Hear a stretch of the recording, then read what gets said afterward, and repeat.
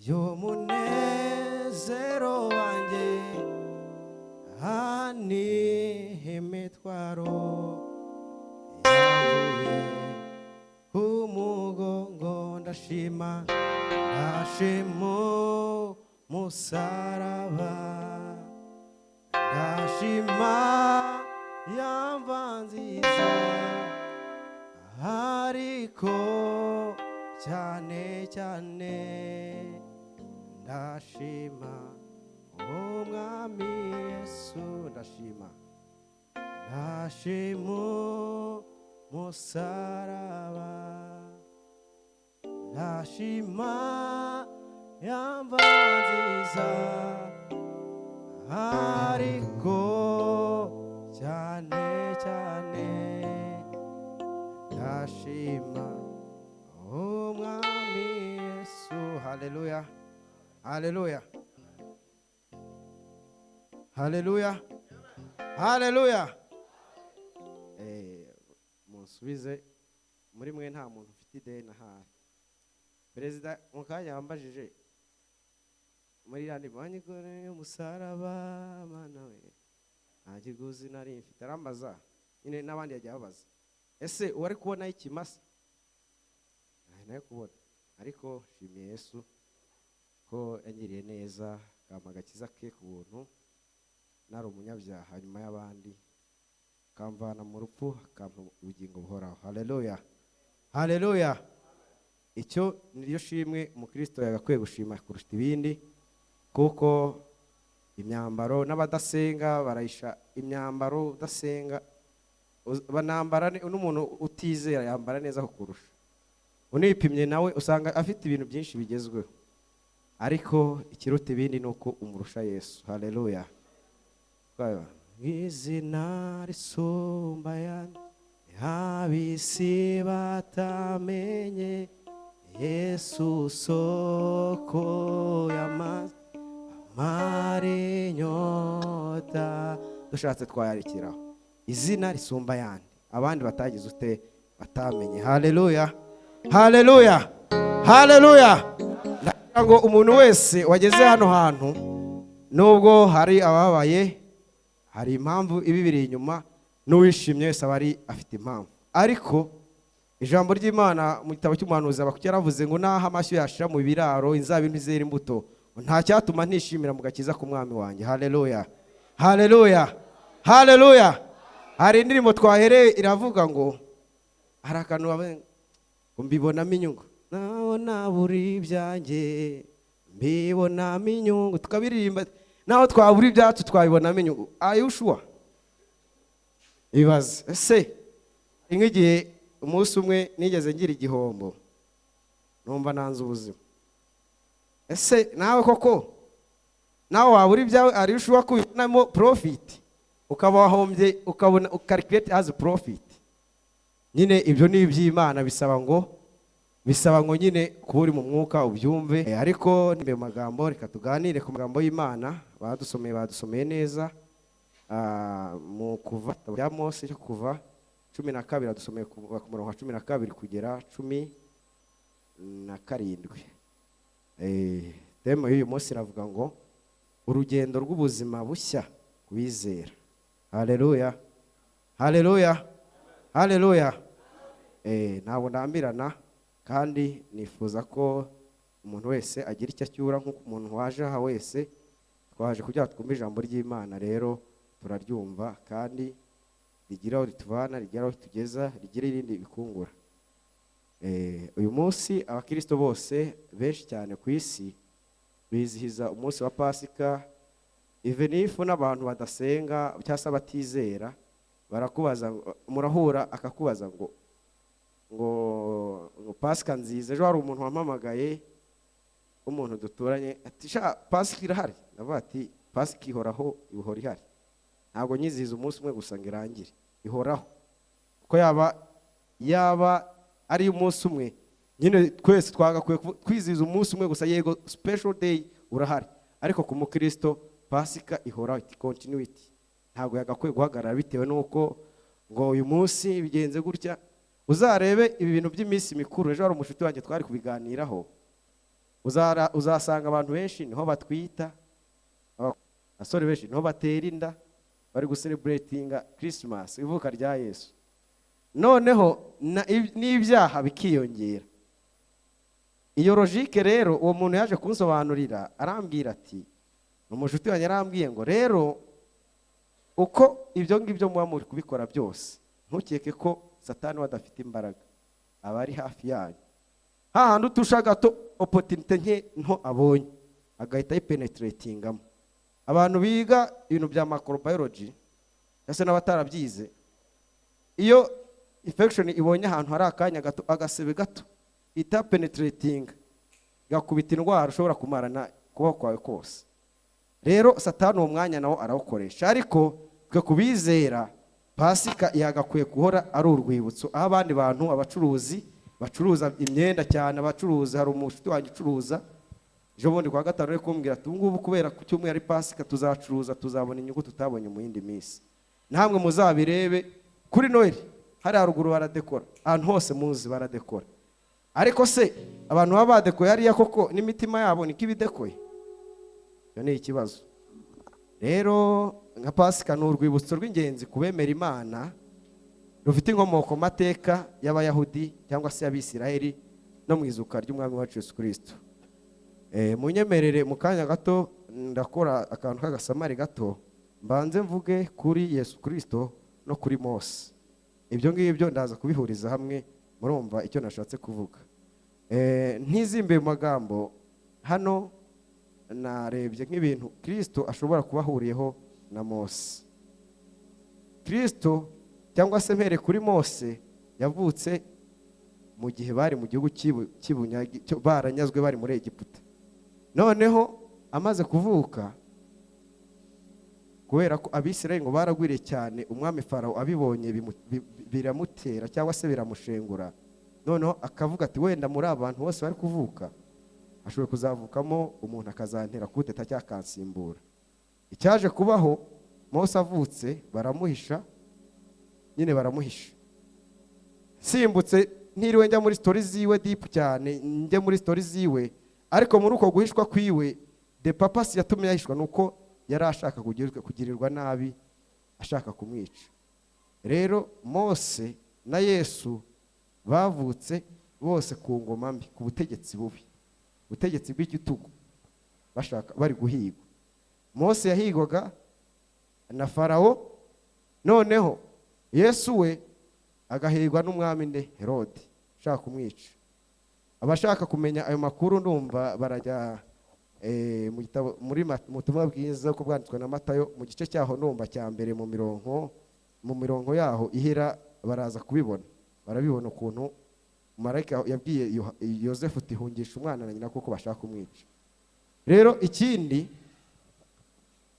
bose bafite amateka muri Egiputa, bose babayeyo. Mose we yavukiye muri Egiputa, noneho Yesu we yajyanywe muri Egiputa nk'impunzi, bari kumuhungisha kugira ngo aticwa. Icyo ni icya kabiri. Noneho ikindi, Mose we urebye character ye, nature ye,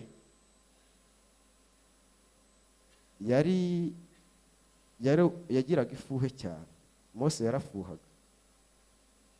Muri iki gitabo usomye neza mu bice bibanza mu Kuva, berekana ukuntu umunyagiputa yari kurwana n'umunyayisiraheli cyangwa se n'umuyahudi. Noneho Mose abibonye ahita aramufata aramurangiza, atajya kumutaba. Amutabye nyine nyuma yaho biza no agiye guhosha abandi bene wabo bari kurwana. Ari guhosha abandi bene wabo bari kurwana, baramubwira ati ese nanjye ushaka kungenza nk'uko wagenje umunyagiputa? Ariko Yesu we itandukaniro rye, we yari umunyembabazi. Haleluya, haleluya. Aho abantu baje kumufata bagiye kumwica, ubundi umwe mu bigishwa we afata inkota amutema ugutwi. Kwa gutwi kwaguye aragufata kugira ute, agutera gusubizaho. Haleluya, haleluya. Uwo rero iyo nature ya Yesu niyo nifuza ko umuntu wese yagira. Hahandi twaririmbye ngo munsi y'umusaraba even if nubwo nabura ibyanjye ngewe mbibonamo inyungu. Haleluya, haleluya.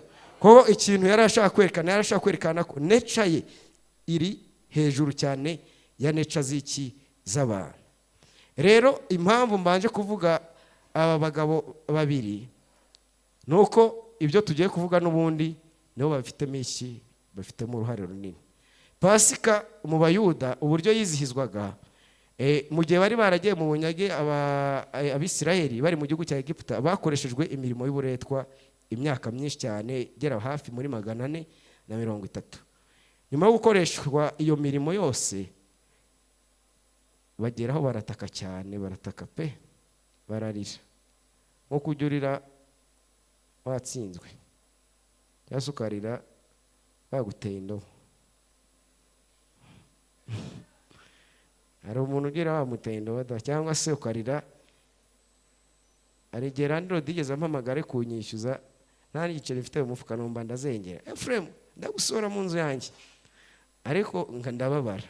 Rero iyo mibabaro yose hari uyibona nyine, hari n'uyitaho, even if nubwo abantu batayitaho ariko Yesu ayitaho. Haleluya. Cyambere nuko wamwizeye. Noneho Yesu Mose, Imana iramuhagurutse iramubwira ati rero kubw'ibi nabonye kuboroga k'ubwoko bwanjye, ikintu ngiye gukora rero ni wowe ntoranije kugira ngo uvane ubwoko muri bwanjye mu gihugu cya Egiputa, kuko imiruho n'imihate no kuboroga byabo byangezeho. Solution ngiye kugukoresha. Mose agira excuse nyinshi ku Mana. Se Mana simvuga neza, mugani avuga uburi, Bibiliya ivuga ko yavugaga uburagi, mvuga uburagi, ese ngiye wankoresha ubwo byagenda ute n'ibiki. Ariko Imana yamubwira ati Mose humura kuko nzabana nawe, nzakubera akanwa. Ariko Mose agira excuse nyinshi. Ariho byavure kubo Mose yagize gushidikanya. Imana yese ivuga toke urashidikanyije kandi ari ngiye wari ukubwiye, noneho ngiye gutora mwene nyoko Aroni, wowe uzaba Imana, we azaba akanwa kawe. Bivuze iki? Impamvu nyinshi dushyira nyine ku Mana, hari opportunity zimwe na zimwe tubura. Mowa abantu bagira excuse nyinshi, mowa regret ziba nyinshi.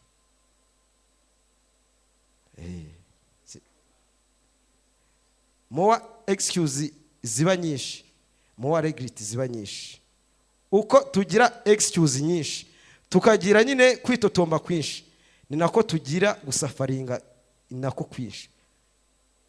Sinzi niba ku kantu mwakumvise. Rero Mose nawe yagize ku excuse nyinshi imbere y'Imana. Imana ngo birayirakaza cyane, birayibabaza. Imana yavuga okay, ubwo ukoze ibi nanjye nta kibazo. Imana itubwira kuko Mose nyine we ntabwo ngo yari intyoza mu kuvuga. Imana ititoranya Aroni, kandi ubwo iyaza wenda niyo nka commentaire ngiye shoboye kwa nateyeho, iyo Mose wenda aza kumvira Imana ari kwishakira igitambo. Haleluya, haleluya. Rero imbere y'Imana sometime excuse ntago ari nziza, cyase inzitwazo Mana biki ntago ari byiza. Rero Imana imuhagurukije mvunaguye, Imana itangira kumwereka ko izabana nawe, afite inkoni iramubwira irambika hasi inzoka ashyira mu gituza. Imana imwereka ibimenyetso byinshi kuko yagize gushidikanya. Imana imwereka ko ari kumwe nawe. Ageze mu gihugu cya Egiputa, ariko ngo Imana yari yanangiye umutima umwami wa Egiputa Farawo. Noneho ubwo ngubwo icyaje kubaho nuko yaragiye akora ibimenyetso bitandukanye, ibitangaza byinshi, ibyago byinshi biraba muri Egiputa. Icyago cya mbere kiraba, icya kabiri kiraba, umwami wa Egiputa yaranze kurekura, kuko Mose we papasi yari afite yari kugira ngo abohore ubwoko bwa Egiputa, abuvane mu bunyage awujyane mu gihugu cy'isezerano. Imana nyine yaranangiye umutima wa Farawo. Ibyo ibyago byinshi bikomeje kubaho, Farawo akomeza kwinangira umutima. Mu kwinangira umutima kwiwe, noneho Imana yamubwira ati okay, ibyo nakoze byose yanze kubyemera, ariko hari icyo ngiye gukora noneho cyohe nuzacyumva wese azumirwa, cyangwa se nutemera wese azemera. Imana tugire neza. Noneho nibwo yaje icyago ubwo ngubwo cyari icyago cya 10 cyuko Imana yateje impfu ku bana b'imfura bose bo mu gihugu cya Egiputa ndetse no ku matungo y'uburiza. Ubwo ngubwo n'uburiza bakoresha, ntabwo bavanga itungo ry'imfura ngiki, bakoresha amatungo y'uburiza.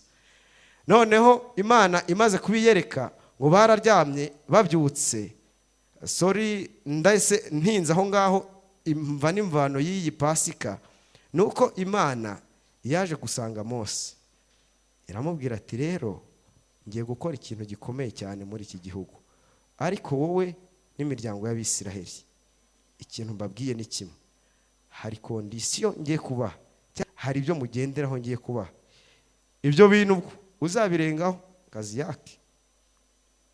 Ati Farawo namubwiye ko agomba kurekura ubwoko bwa yarabyanze, nanjye rero ikintu ngiye gukora ngiye kumuteza icyago cya 10 aho abana b'imfura bose bazapfa kuva ku mwe buri muntu wese ko muri imiryango ya Isiraheli. Imana yahaye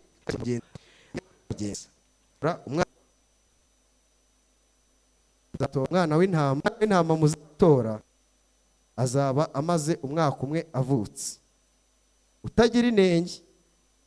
Uwo mwana w'intama nimumara kuwutora utagira inenge, muzawubaga inyama muzazirya, ariko yaranababwiye ngo izo nyama muzazirya zokeje, kandi mu kuzirya zokeje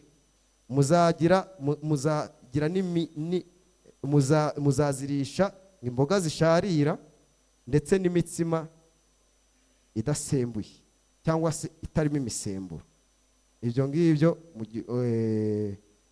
mu buryo bw'umwuka umusemburo ubundi akenshi ni ibyaha, ko na Yesu yagiye akunda kubigarukaho cyane abwira abantu timwirinde imisemburo y'Abafarisayo. Noneho Mose nawe aragenda akoranya ubwoko bwa Isiraheli nk'uko Imana yamutumye, amubwira ibyo byose mbabwiye hejuru.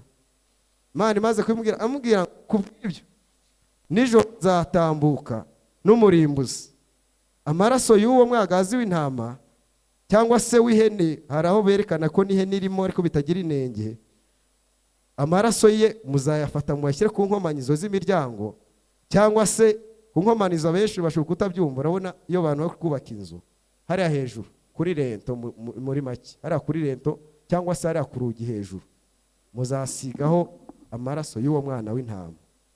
Noneho nimuyasigamo, umurimbuzi naza azabona ikimenyetso cy'aya maraso y'intama.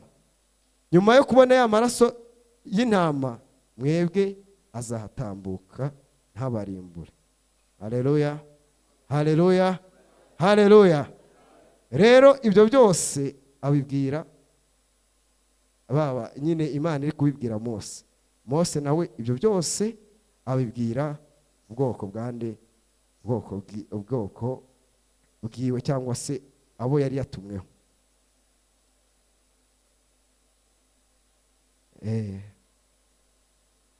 Noneho ibyo bimaze kuba byose, arakandi kanone nibagiwemo, Imana yaranamubwiye ngo kandi ikindi muri iryo joro ntazagira umuntu ujya hanze.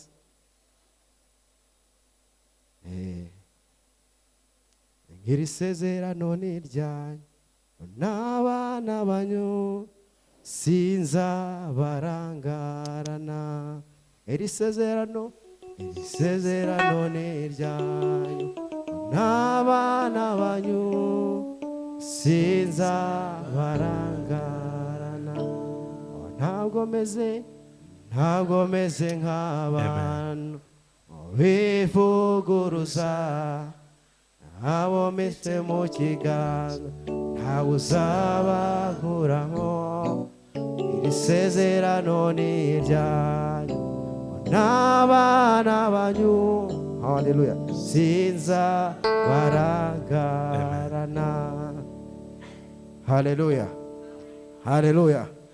Rero ibyo bintu byose Imana yabashije kubwira Mose, yabwiye Abisiraheli, babasha kugira ute, babasha kubyumva, barabyumvira. Hano hantu nahageze ndahatinda cyane, berekana uburyo ki Imana yabwiye Mose ibyo agomba, ubutumwa agomba gushyitsa. abantu babutega amatwi, abantu ababwira buri kimwe cyose baragikora. Ndibaza ngo ese twebwe mu byo tubwirwa ese turabikora?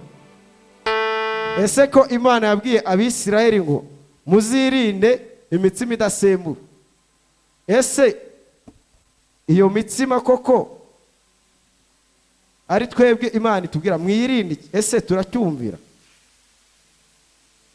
Hano hantu hahise hari akandi gastori kahise kanzamo uburyo mu gihugu kimwe higeze hatera, ni agatekerezo, hateye ibisimba. Ibisimba bimaze gutera, noneho abantu ko hari y'amatariki yo kudekarara umusoro yagiye kugera, mujya mwumva mwese baravuga ngo abantu mwese mutuye Nyagatare murasabwa kumenyekanisha umusoro izitariki n'izi zitaragera. Noneho muri uwo mudugudu naho amatangazo baratanga ati rero mw'abantu nta muntu wemerewe kujya hanze nijoro, abantu mwese murasabwa kuguma mu nzu kuko hari ibisimba biri kuza bikarya abantu bikabarya. Ati rero murabe mwumva ntazagire umuntu ujya hanze. Buriya abantu ukuntu duteye hari akantu tugira ka resistance major, akantu ka resistance. Ahantu nigaga mu wa gatandatu, mu wa gatatu segonderi, poromosiyo yitwaga ngo ni abaresista. Bari abaresistance, abandi ubwira umuntu ngo jya mu ishuri agahita ajya mu mujyi, jya hano jya hano. Rero n'abantu iyo neca ibamo, ti wa mwana we ntabwo wemerewe kureba filime, banza wige ku babyeyi. Mwana ariko si umubyeyi aramuza kurebera iki filime? Ako kantu even muzabireba kuri Adamu na Eva, Imana yabwiye imbuto zimenyekanisha ikibi n'icyiza ntimwemerewe kuziryaho, muzarye inziza ikindi mukireke. Satani iraza ikabarobamo, iyo resistance meca ihera. Ako se koko nibyo tuzaba iki? Biba bitangiye gutyo. Uwo muntu nawe agira ute? Arasohotse aragenda nkuko n'abandi kugenda gutya. Hose ibyo bisimba biravaye, abahuye n'abantu bashinzwe umutekano avuga ati rero baba baramufasha, ati uyu muntu yarenze ku mabwiriza. Akora muri covid hari abantu bavuga ati mugume mu rugo, ati ntacyo ndibuka, akamufata amufata agatangira gutaka umuntu ati mumbabarire n'ibiki. Rero uwo muntu baramufata aravuga ati rero Bakame, bari kumwe na Bakame, muri abo basirikare Bakame yari arimo, uyu muntu ugiye kumusigarana, umucunge ntaze kugenda.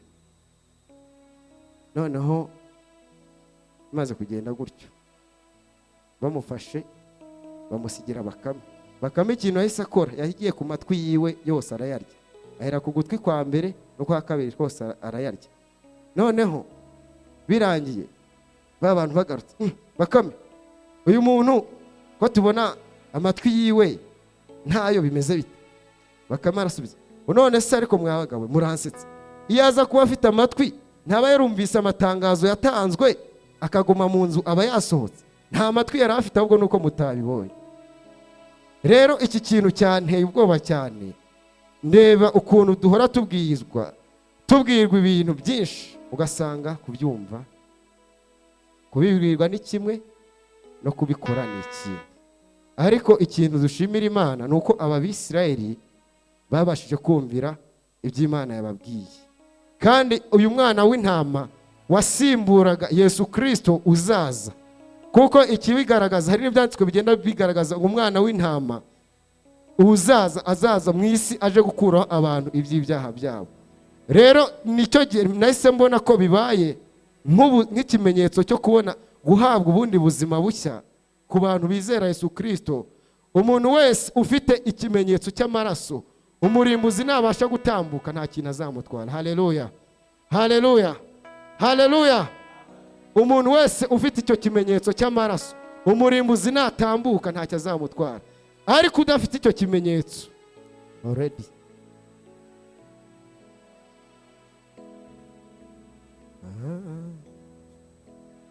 just a sinner saved by grace, when I supposed condemned to death, He took my praise. and I breathe in a freedom. Rero umwanya wanjye cyangwa se umwanya wawe Yesu we yarawufashe. Aho njye nari kuba condemned cyangwa se aho nari gucirwaho urubanza rwo gupfa, Yesu we yaraje wa mwanya wanjye arawufata, aba apfa mu cyimbo cyanjye, arazuka, azukana intsinzi. Haleluya, haleluya, haleluya. Niyo mpamvu ku muntu wese wizera Imana iki kintu cyagakwiye kuba ikimenyetso. Mujya numva ngo abitiye ikimenyetso mwizera isezerano. Rero umuntu ufite iki kimenyetso cyangwa se impamvu Imana yari yabanje gutegura Abisirayeli cyangwa se kubwira Mose ati ubabwire ibi n'ibi n'ibi n'ibi, ni ukugira ngo hatagira umuntu n'umwe wishuka akarenga ku mabwiriza. Already kuba yari yabibabwiye cyangwa se itegeko ryasohotse kutarimenya kwawe, ariko Imana yo ukuntu imeze ntago ubutegetsi bwayo ari nk'ubwo mu isi. Imana yo itugaruza ubugwaneza, even if nandi tugiye kure y'Imana, Imana itugaruza ubugwaneza. Rero Mose yabaje kubwira Abisirayeli, icyo nashimye nuko ibyo Mose byose yababwiye barabikurikije, haba ya mitsima idasembuwe cyangwa se kuba mu buzima bw'ibyaha babivuyemo, ndetse hari n'ibindi yababwiye by'uburyo bagomba kuba bakwesa inkweto, baba biteguye nyine. Ibi ngibi nibyo rero muri iyi minsi ya none bihari. Ku muntu wenda cyangwa se uzarimbuka ntazavuge ngo ntiyumvise, kuko Imana ni keshi igenda itanga nyujije mu bantu babo, nyujije mu ijambo ry'Imana, nyujije mu ndirimbo. Ese koko natwe twaba tumeze nk'aba bantu nk'ariya amatwi Bakame yariye kavuga ngo uyu muntu nta matwi yari afite? Buri muntu yisuzume, ese amatwi mfite koko arumva? Ese iyo uri gusoma ijambo ry'Imana ibyo rikubuza, ibyo rikubwira, ese ni kangaho ubikurikiza?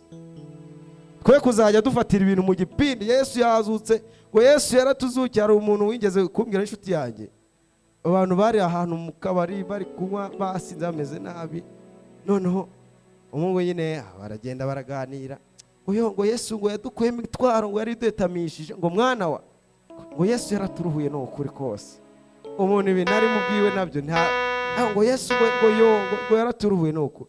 Nukuri bene data, ibintu si igipindi. Tureke ibintu by'igipindi, ibintu niba twarakurikiye Imana koko, hari imisemburo imwe n'imwe tugomba kugira ute kureka. Haleluya, haleluya. Hari imisemburo imwe n'imwe tugomba kureka tugakurikira Imana koko. Kuko ikintu nabonye cyo, iyo hagira umwisirayeli cyangwa se ubwoko bw'Imana uza kujya hanze gato ya conditions Mose yabahaye, already nawe akajya hanze akavuga ngo kajye kureba koko ibyo bintu Mose yatubwiye bibaho, nawe inkota ari kumukata. Rero ibi ngibi bishatse kuvuga iki? Bishatse kwerekana uburyo ki Imana ibasha gutanga ubuzima. Niyo bahise bitira ngo ni Pasika cyangwa se Passover, gutambukwa. Haleluya, haleluya, gutambuka, kuko Imana yatambutse kuri bwa bwoko bwayo bufite ikimenyetso cy'amaraso. Haleluya, haleluya. Aricyo kintu nifuriza umuntu wese uri muri iyi nzu, uri muri ahantu, kugira ngo abe afite ikimenyetso ku ruhanga rwe cy'amaraso y'umwana w'intama w'Imana. Haleluya, haleluya. Ibintu by'ikigare, Mana wancunguye, tubireke, tube mu bintu turimo, tubyumve, dukurikize. Ariko nubwo tubigira gutyo, aho tikamuzi cyangwa se cyangwa se ntihaburi ibintu bitwanduza. Hari n'umwe n'umuririmbyi yarabirimbye ngo ndetse nazanjye so wa mubi yazanye ashaka kunyanduza, nuzibona wowe uzirimbura uzice pe, mbore nihariwe n'ibyawe Yesu. Haleluya, haleluya, haleluya. Rero muri urugendo rwo gukizwa, kubera ko turi mu isi, hari ibintu bigera muri bitatu bigenda bitwugarije. Icya mbere ni umubiri, icya kabiri ni isi, icya gatatu ni Satani. Icyo gihe iyo ukijijwe n'ubundi ntabwo uhita uvuga ngo umubiri uragiye ngenda asigaye, ahubwo kuba warize Yesu Kristo akwereka ubuzima bushya ugomba kugenderamo, ndetse n'ahandi waba wacumuye, ndetse n'ahandi waba wacukojeje, ukavuga ibi bintu ntabwo binkwiriye nk'umwana w'Imana. Ngewe ikintu nari nkwiye kugenderamo ni ubuzima bushya Yesu Kristo yapfuye kugira ngo tugire ute tubugire. Haleluya, haleluya, haleluya. Rero ibyo ngibyo byose mabwe uko ari bitatu, Imana iragufasha. Even if reka badusomere mu Baroma igice cyaho cya gatandatu ku murongo wawo wa gatandatu tugere ku murongo wa 8 turava ku Abaroma 6:8 kugera ku 12.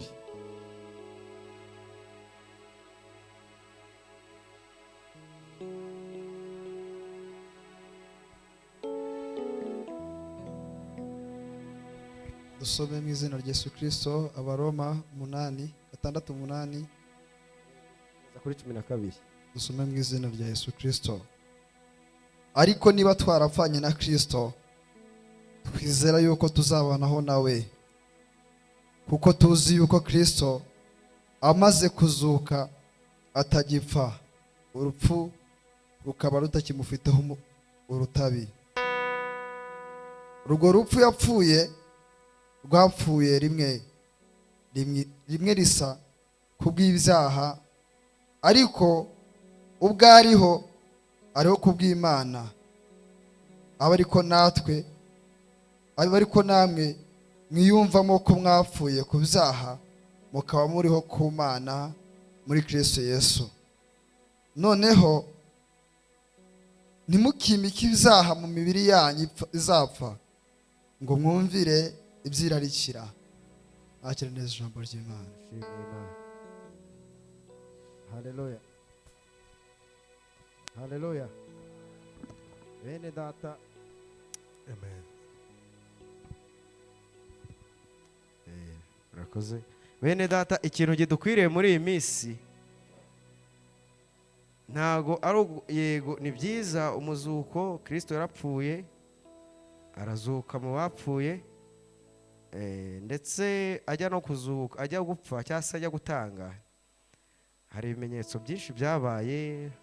Hari mu gihugu hacuze umwijima mwinshi cyane, ndetse atanze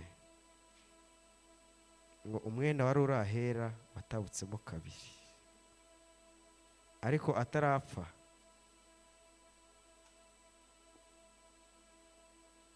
Yabwiye abigishwa be, yari yarabivuze muri Matayo 28:9 kugera kuri 20.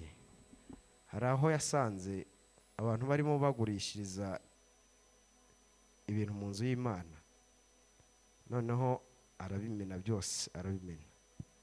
Abantu bashaka kumutera, noneho we akavuga uburyo ishyaka ry'inzu y'Imana rimurya. Ariko aravuga ngo noneho ndakwiriye gusenya urusengero nkarwubaka mu minsi 3. Ariko kubera ibyo bintu byari amayobera mu bantu, ntabwo babashije kubyumva. Haleluya, haleluya. Rero kuzuka cyangwa se gupfa kwiwe, icyo byari bishushanyije ku bakristo nuko, nk'uko badusomeye, nuko Yesu Kristo bya byaha byakoze, twebwe twari gucirwaho urubanza. Kuko kariya kantu perezida yamubajije kangize cyane pe. Ese wari kubona ikimasa? Nawe niwibaza ku bushobozi ufite, wasanga mo kashi iri kukwishyuza ku bushobozi ufite. Reba niba wari kubona amafaranga yo kugura ibimasa nka bingahe byo gutama kugira ngo babarirwe ibyaha. Utekereze. Twese ahantu tuvoma turahazi pe.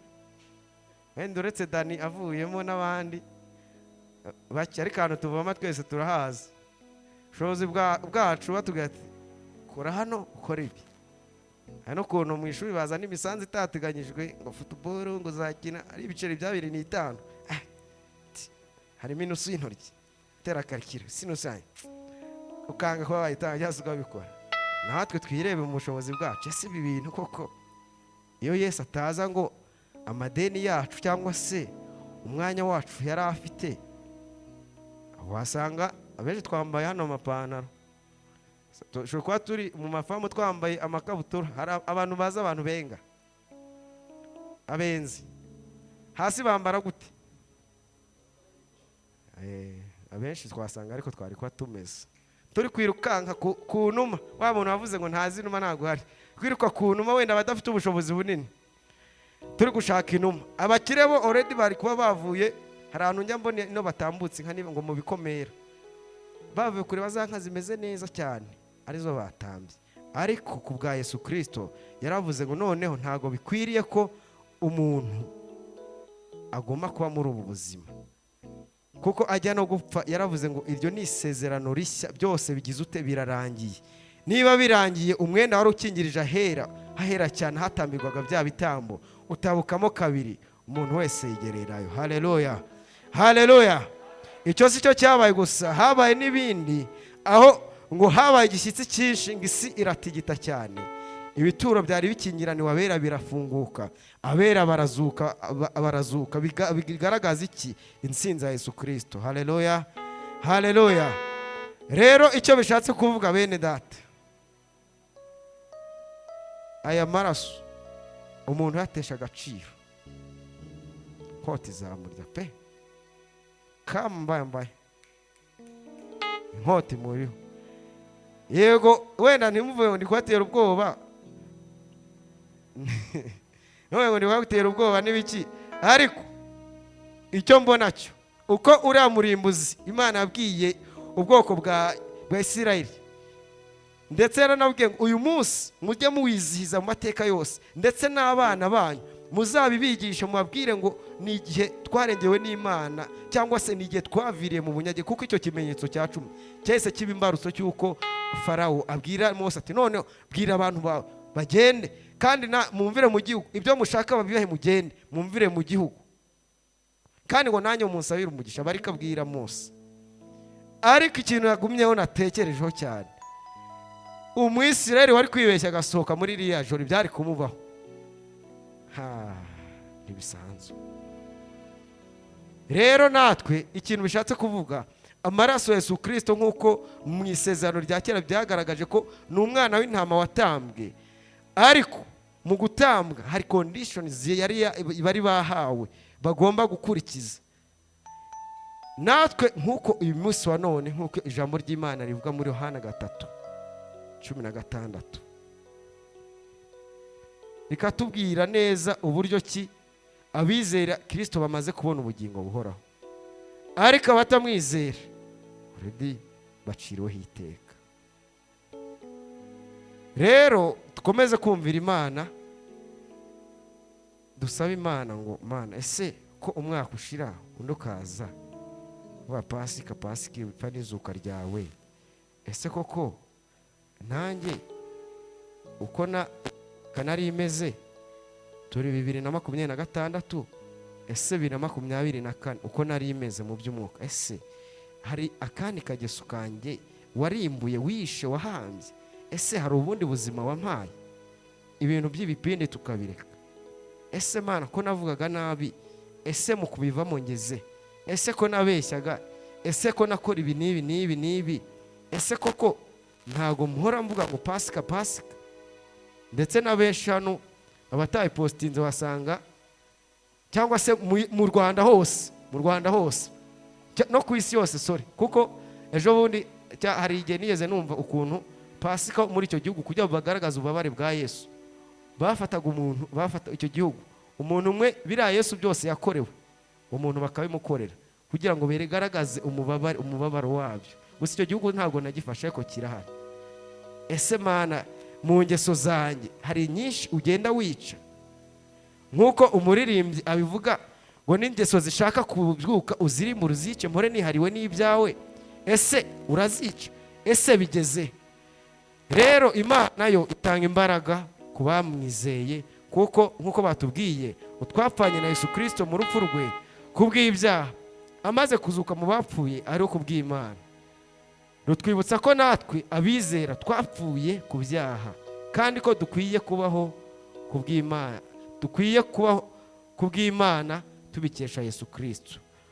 Rero mu byo ukora, mu byo uvuga, mu byo ugenda, everywhere, ese ndiho ku bwa Kristo? Ndi umwambasaderi umeze uti? Se amatwi yanjye aricyari harumva neza? Ese niba yumva iby'ijambo ry'Imana rimbwira, ese ngeze ku ruhe rugero mbikurikiza? Rero Yesu Kristo akimara kuzuka,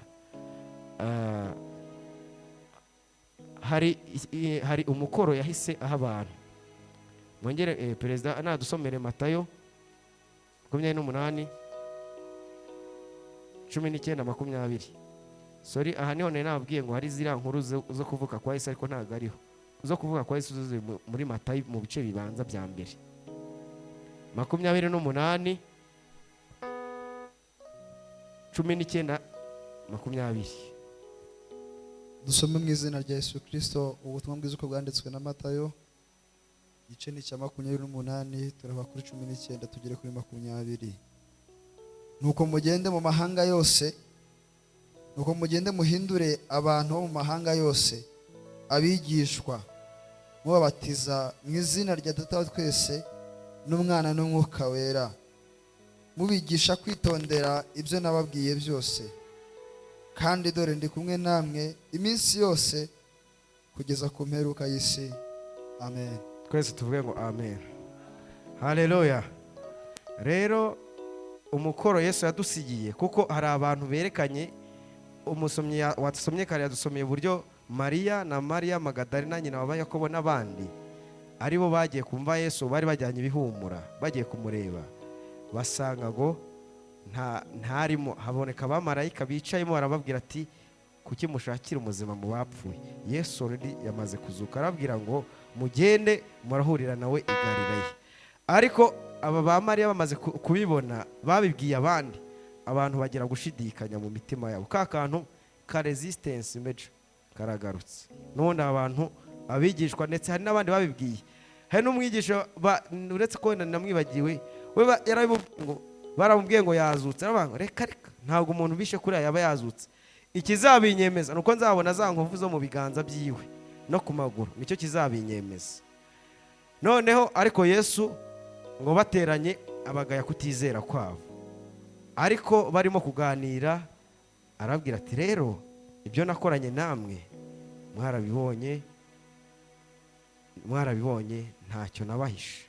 Noneho namwe igikurikiyeho ubu ngubu uyu munsi ubwo nazutse nahawe ubutware bwose mu ijuru no mu isi.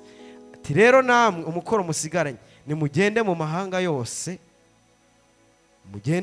yose, mwigisha ubutumwa bwiza, muhindura abantu ngabizera mubabatize mu izina rya Data, Umwana n'Umwuka wera. Haleluya, haleluya.